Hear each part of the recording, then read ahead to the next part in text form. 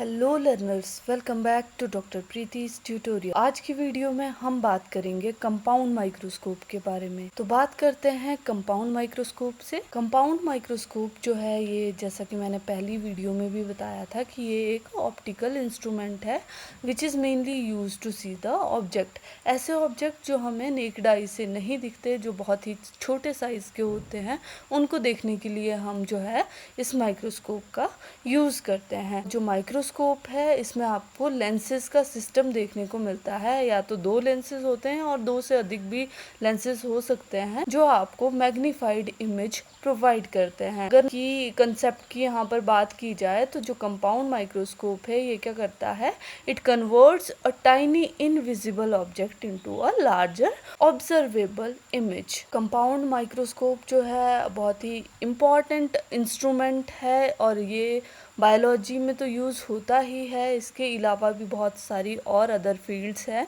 तो ये जो कंपाउंड माइक्रोस्कोप है, it allow the observation of cell, tissues, microorganism, protozoans, fungal structures and small anatomical structures. अब बात करते हैं इसके प्रिंसिपल की। तो कंपाउंड माइक्रोस्कोप जो है it works on the principle of refraction of light through a system of 2 convex lenses, जिनमें एक जो होता है वो होता है आपका ऑब्जेक्टिव लेंस और दूसरा होता है ऑक्यूलर लेंस या फिर आई पीस भी हम इसको बोलते हैं। तो कंपाउंड माइक्रोस्कोप के अंदर मेन जो पार्ट होते हैं दैट इज लाइट सोर्स है, कंडेंसर है, स्पेसिमन है और दूसरा आपका ऑब्जेक्टिव लेंस। इनके बारे में हम डिटेल में बात करेंगे। मेनली आपको ये चीज़ याद रखनी है कि जो ऑब्जेक्टिव लेंस है that form a real inverted and magnified image, और जो आई पीस है वो मैग्नीफायर की तरह एक्ट करता है and it forms a final virtual magnified image. तो टोटल मैग्नीफिकेशन की हमने लास्ट वीडियो में भी बात की थी कि मैग्नीफिकेशन को आप कैसे कैलकुलेट करते हो। It is calculated by the magnification of eye piece multiplied by the magnification of the objective lens. अब बात करते हैं कंपाउंड माइक्रोस्कोप के पार्ट्स के बारे में। कंपाउंड माइक्रोस्कोप्स जो है इनमें 2 पार्ट्स आपको देखने को मिलते हैं। पहला आता है आपका मैकेनिकल पार्ट और दूसरा आता है आपका ऑप्टिकल पार्ट।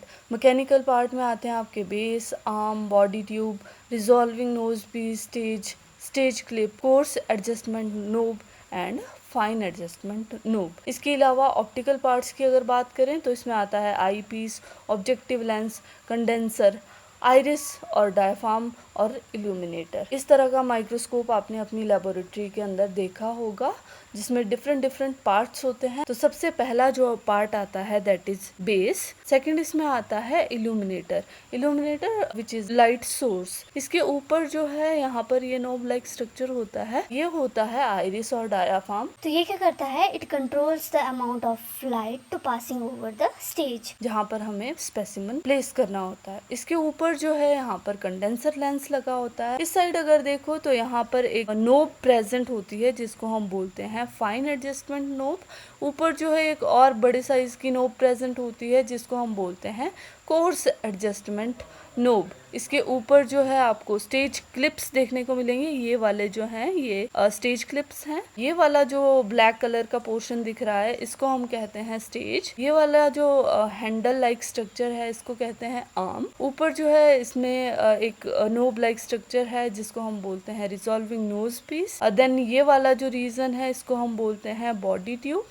और ऊपर जो है यहाँ पर आई पीस या फिर ऑक्यूलर लेंस प्रेजेंट होता है। इसके अलावा इस तरह के लेंसेज आपको देखने को मिलते हैं जिनको हम बोलते हैं objective lenses. So these are the parts of compound microscope. और ये पार्ट्स एक साथ में मिलकर काम करते हैं ताकि आप क्लियर और मैग्नीफाइड जो है इमेज देख सके। फिर बात करते हैं वर्किंग की। तो वर्किंग जो है कंपाउंड माइक्रोस्कोप की बहुत ही सिंपल है। सिर्फ 5 स्टेप इसके अंदर इन्वॉल्व होते हैं। सबसे पहला जो स्टेप है दैट इज इल्यूमिनेशन। इसके बाद वो लाइट जाकर कहाँ पर स्ट्राइक करती है, कंडेंस लेंस के ऊपर। तो ये कंडेंसर लेंस क्या करता है, it concentrates the light on the specimen. उसके बाद जो है ऊपर स्टेज प्रेजेंट होता है जिसके ऊपर हम स्पेसिमन को रखते हैं और उसको सिक्योर करते हैं। यहाँ पर स्टेज पे क्लिप्स लगी होती हैं फिर उसके बाद थर्ड स्टेप आता है ऑब्जेक्टिव लेंस। तो ऑब्जेक्टिव लेंस क्या करता है, यहाँ जो स्पेसिमन से बाहर की तरफ जो लाइट निकल रही है उसको ये कंसंट्रेट करने का काम करता है और उससे ये एक intermediate real but inverted image की फॉर्मेशन करता है। उसके बाद जो है आईपीस के लेंसेज होते हैं जिनको हम ऑक्यूलर लेंसेज भी बोलते हैं।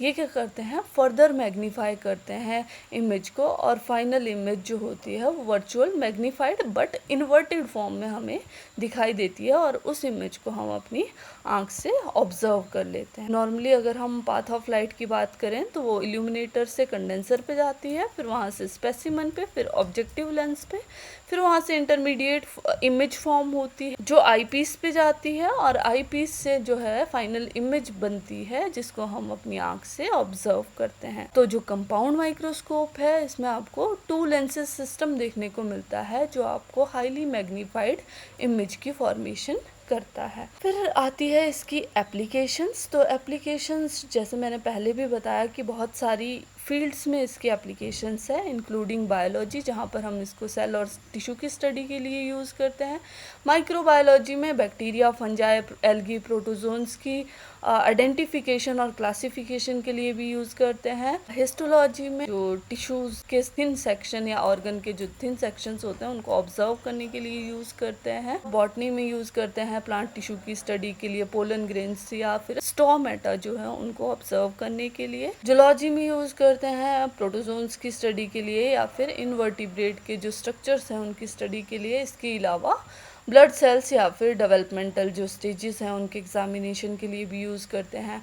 मेडिकल और क्लिनिकल यूज़ भी है इसका, फॉर एग्जांपल ब्लड स्मीयर के एग्जामिनेशन के लिए, पैरासाइट्स की डिटेक्शन के लिए, इन्फेक्शन के डायग्नोसिस के लिए या फिर बॉडी फ्लूइड के एनालिसिस के लिए। और लास्टली आता है आपका रिसर्च एंड एजुकेशन। तो रिसर्च लेबोरेटरी में भी इसको यूज़ करते हैं, टीचिंग एंड लर्निंग प्रैक्टिसेस में यूज़ किया जाता है और इवन साइंटिफिक जो डिस्कवरीज हैं उसमें भी इसको यूज़ किया जाता है। अब बात करते हैं इसकी एडवांटेजेस और लिमिटेशन के बारे में। तो सबसे पहले बात करेंगे इसके एडवांटेजेस के बारे में। बहुत ही ईजी है ये ऑपरेट करने के लिए, बहुत अच्छी मैग्नीफिकेशन प्रोवाइड करता है, अच्छी रिजोल्यूशन प्रोवाइड करता है। इसमें लाइव और प्रिजर्व दोनों तरह के स्पेसिमन ऑब्जर्व कर सकते हो।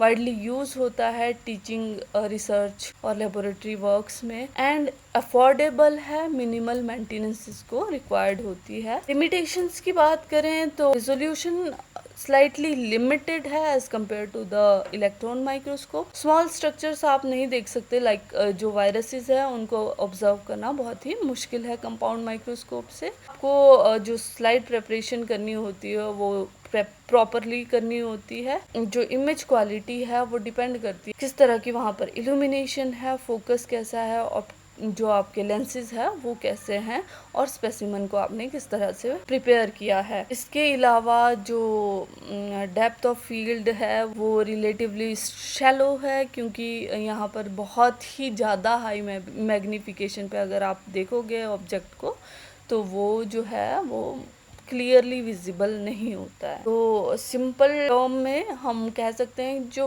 कंपाउंड माइक्रोस्कोप है, although that is a powerful, simple and versatile tool, but इसमें रिजॉल्विंग पावर जो है वो रिस्ट्रिक्ट करती है इसकी लिमिट्स को और इस वजह से हम जो बहुत ही स्मॉल साइज के स्ट्रक्चर्स है उसको नहीं देख पाते। So this is all about the compound microscopy. I hope you like the content. If you like the content please hit the like button, share the video and subscribe the channel Dr. Preeti's Tutorial. Thanks for watching.